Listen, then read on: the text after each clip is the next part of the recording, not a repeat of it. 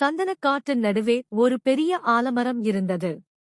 அதன் கீழே காட்டு விலங்குகளின் தலைவர்கள் கூடினர். சிங்கம் ராஜா, யானை தும்பிக்கை, புலி வீரன், குரங்கு குறும்பு, முயல் மிஸ்ஸி மற்றும் நரி தந்திரா என அனைவரும் இருந்தனர்.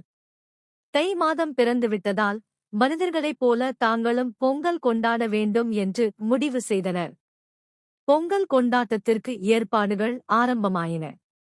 குறும்பு குரங்கு கூட்டமும் மிஸ்ஸி முயல் கூட்டமும் சேர்ந்து மூங்கில் கம்புகளை வெட்டி அழகான பந்தலை அமைத்தன. தும்பிக்கை யானை தன் பலமான தும்பிக்கையால் கரும்பு தோட்டத்திலிருந்து இனிப்பான கரும்புகளை கொண்டு வந்தது. வீரன் புலியும் தந்திரா நரியும் சேர்ந்து காட்டிற்குள்ளேயே விளைந்த நெல்லைச் சேகரித்தன.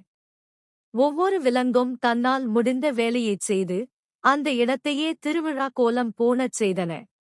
பொங்கல் நாளன்று சமையல் வேலை களை கட்டியது. மரத்தூள் அடுப்பை கொளுத்தும் பொறுப்பு குறும்பு குரங்கிற்கு.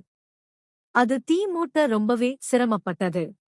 ராஜா சிங்கம் பெருஞ்சிரிப்புடன், அடே குறும்பு, உன்னால் ஒரு சின்ன தீயை கூட மூட்ட முடியவில்லையா என்று கிண்டல் செய்தது.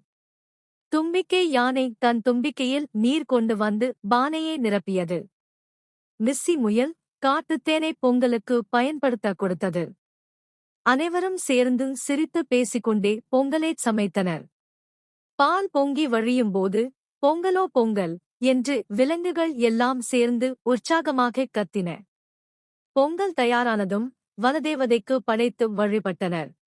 பிறகு அனைத்து விலங்குகளும் வரிசையாக நின்று பொங்கலை வாங்கி உண்டன. யானை தும்பிக்கை தன் தும்பிக்கையால் பொங்கலை பிடித்து உண்டது. குரங்குகள் மரத்திலிருந்து தொங்கியபடியே சாப்பிட்டன. புலியும் சிங்கமும் கூட அமைதியாக பொங்கலைச் சுவைத்தன. சாப்பிட்டு முடிந்ததும் குறும்பு குரங்கு ஒரு மரக்கிளையில் தொங்கியபடி நடனமாடியது. மிஸ்ஸி முயல் துள்ளிக் குதித்து விளையாடியது. ஒட்டுமொத்த காடே ஆனந்தக் களிப்பில் மூழ்கியது. இது ஒரு சிறந்த பொங்கல் என்றது ராஜா சிங்கம். மனிதர்கள் கொண்டாடுவது போலவே நாமும் ஒற்றுமையுடன் கொண்டாடினோம். இதில் பெரிய பாடம் என்னவென்றால், ஒவ்வொரு விலங்குக்கும் ஒரு தனித்திறமை உண்டு. அதை நாம் சரியான முறையில் பயன்படுத்தினால் எந்தக் காரியத்தையும் சாதிக்கலாம் என்றது வீரன் புலி. அனைத்து விலங்குகளும் ஆமோதித்தன. அன்று முதல் சந்தனக்காட்டில் ஒற்றுமையும் சந்தோஷமும் பெருகின.